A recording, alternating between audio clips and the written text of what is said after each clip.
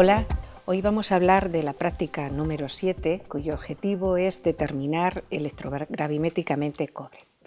La electrogravimetría es una técnica absoluta variante de la gravimetría clásica en la que el analito se transforma electrolíticamente en un producto sólido y se mide la masa del depósito generado sobre un macroelectrodo previamente pesado tras la electrolisis total del analito. Con esta técnica se determinan componentes mayoritarios, principalmente iones metálicos, como es el caso del cobre, el elemento que nos ocupa en esta práctica. En la figura aparecen dos electrodos de platino sumergidos en una disolución de iones cobre 2.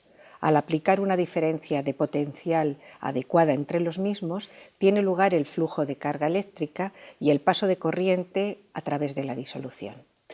La carga se transfiere a través de la interfaz electrodo-disolución por medio de las reacciones electroquímicas y podemos ver, por ejemplo, que en el cátodo tiene lugar la reducción de los iones cobre 2 a cobre metálico, dando el aspecto rojizo al electrodo de platino, mientras que en el ánodo tiene lugar otra reacción electroquímica, en este caso la oxidación del agua a oxígeno, y podemos observar la formación de burbujas de oxígeno.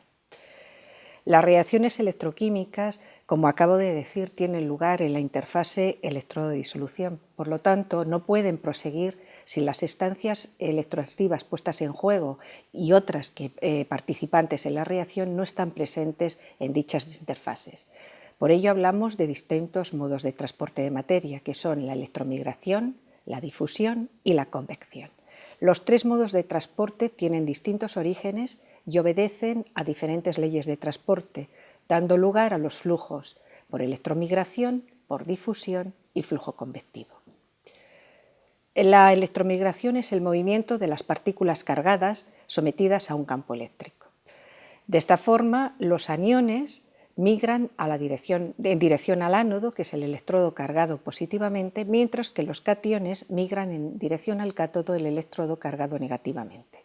La electromigración es el fenómeno implicado en el paso de corriente de una interfase a la otra, por ejemplo, la anódica a la catódica, a través del medio electrolítico. Es importante recalcar que todos los iones participan en el transporte de carga eléctrica a través del electrolito, independientemente de su participación o no en las reacciones de los electrodos. La difusión es otro mecanismo de transporte y aparece como consecuencia de la reacción electroquímica, y es el movimiento de iones o especies neutras debido a gradientes de potencial químico o gradientes de concentración. Rigurosamente hablando, serían gradientes de actividad. Como la no homogeneidad de la disolución debido a diferentes concentraciones obliga al fenómeno de la difusión, que lo que intenta es maximizar la entropía de la misma. La difusión surge del movimiento browniano y se caracteriza o se cuantifica a través del coeficiente de difusión o difusividad D de las distintas especies. Es una constante empírica cuyo valor depende del disolvente, y en el Sistema Internacional de Unidades viene dada el metro cuadrado segundo a la -1, aunque también se utiliza el centímetro cuadrado segundo a la -1. En la figura que aparece a la parte baja de la imagen, hemos representado tres situaciones distintas, comparando la electromigración con la difusión para tres diferentes electrodeposiciones de cobre. En el primer caso estamos trabajando con una disolución de cobre 2 y la migración y la difusión se producen en el mismo sentido. Si trabajamos en presencia de cianuro, por ejemplo, y tiene lugar la formación del tetracianuro cuprato 2-, vemos que la difusión y la electromigración van en sentidos contrarios. Y en el último caso, si trabajamos con una disolución de dicianuro de cobre, al tratarse de un complejo neutro, no hay electromigración y el único medio de transporte sería la difusión. El último modo de transporte que vamos a comentar es la convección. Es el transporte por movimiento del medio cuando es un fluido. Es el movimiento de los iones o especies neutras resultantes de la agitación de la disolución. Hay dos tipos de convección. la convección natural y la forzada. La forzada está causada por mecanismos de agitación de la disolución y la natural pueden ser provocada por vibraciones o por gradientes de temperatura que dan lugar a gradientes de densidad en el interior de la disolución que por acción de la gravedad pueden producir la circulación del electrolito. La convección se caracteriza por la velocidad de los portadores de carga. Si la concentración de esos portadores viene dada en mol metro cúbico, la velocidad viene dada en metro segundo, mientras que si la concentración viene dada en mol centímetro cúbico, la velocidad viene dada en centímetros segundo. Ahora vamos a ver la parte experimental sobre cómo vamos a realizar la práctica.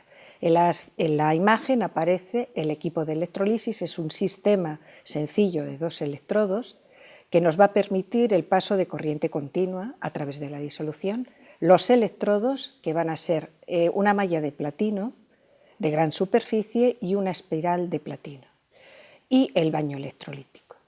El requisito que comenté anteriormente que necesitamos en la electrogravimetría es que el analito ha de reaccionar cuantitativamente en el electrodo. Por eso vamos a trabajar con agitación, utilizaremos electrodos de gran superficie y tiempos de electrolisis largos. Vamos a preparar los electrodos. Lo primero que hacemos es lavarlos con agua y con etanol. Les introducimos en la estufa hasta a 110 grados para eliminar toda la humedad. Les pasamos a un desecador para que adquieran la temperatura ambiente y procedemos a la pesada del cátodo. Una vez pesado el cátodo, colocamos los electrodos, tanto el ánodo, que es la espiral de platino, como el cátodo, teniendo en cuenta la polaridad de las conexiones, y vamos ya a introducirles en la disolución electrolítica. Vamos a preparar el baño electrolítico.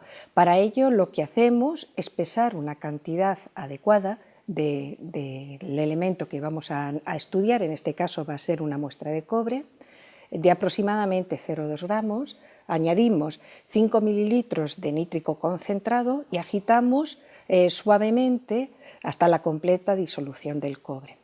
A continuación añadimos aproximadamente 50 mililitros de agua. Con objeto de eliminar todos los óxidos de nitrógeno y eliminar la posible presencia de iones cloruro que atacarían a los electrodos de platino, lo que hacemos es añadir 10 mililitros de sulfúrico concentrado y vamos a calentar a ebullición hasta formación de humos blancos de trióxido de azufre. Una vez que hemos hecho este tratamiento, añadimos agua hasta aproximadamente 200 mililitros y vamos a añadir 1 mililitro de ácido nítrico concentrado previamente hervido, que luego comentaremos por qué. Una vez ya preparado el baño electrolítico, lo que hacemos es introducir los electrodos dentro de la disolución, dejando una pequeña porción por encima de la misma. Y empezamos a aplicar una diferencia de potencial entre los electrodos. Al principio no observaremos nada, pero cuando la diferencia de potencial esté entre 2 y 4 voltios, empezará a pasar una corriente entre 1 y 3 amperios y empezaremos a observar los fenómenos que antes hemos indicado: desprendimiento de oxígeno en el ánodo y la deposición de cobre metálico sobre el cátodo. El cátodo empieza a tener el color rojizo y la electrólisis continúa. Llega un momento, al cabo del tiempo, en que la concentración de iones cobre ha disminuido bastante y el flujo de los iones cobre 2 a la superficie del electrodo es insuficiente para mantener todos los electrones que estamos aplicando en la interfaz electrodo-disolución, de tal forma que va a tener lugar una segunda reacción electroquímica. Si no hubiésemos añadido ácido nítrico, esta reacción hubiese sido la reducción de los iones hidronio a hidrógeno. Si tiene lugar esta reacción, obtenemos depósitos de cobre porosos y poco adherentes, lo que implica la posibilidad de desprendimiento de cobre con la correspondiente pérdida de masa que nos arruinaría la electrogravimetría. Por esta razón es necesario añadir un despolarizador, que es el ácido nítrico, de tal forma que la reacción electroquímica que tiene es la reducción del nitrato a iones amonio en lugar de la reducción de los iones hidronio a hidrógeno. El nitrato, como acabo de decir, actuaría como despolarizador catódico. Con objeto de saber si ya hemos terminado o no la electrogravimetría, lo que hacemos es sumergir los electrodos un poquito más dentro de la disolución y continuamos durante una serie de minutos, 2 o 3 minutos, aplicando la diferencia de potencial y el paso de la corriente. Si sobre esta nueva fracción del electrodo no se produce ninguna electrodeposición de cobre, podemos considerar que la electrolisis ha terminado. Una vez que nos hemos asegurado de ello, sin desconectar el equipo de electrolisis, subimos los electrodos y desconectamos la corriente. Les quitamos, lavamos el cátodo primeramente con agua y después con etanol, le introducimos en la estufa. De la estufa, una vez que hayamos eliminado la humedad, no estaremos más de 15 minutos para evitar la posible oxidación del cobre. Lo que hacemos es pasarle un disecador hasta temperatura constante y le pesamos. Teniendo en cuenta la masa de muestra de cobre, la masa del cátodo al inicio de la experimentación y la masa del cátodo con cobre, podemos determinar fácilmente el tanto por ciento de cobre en la muestra.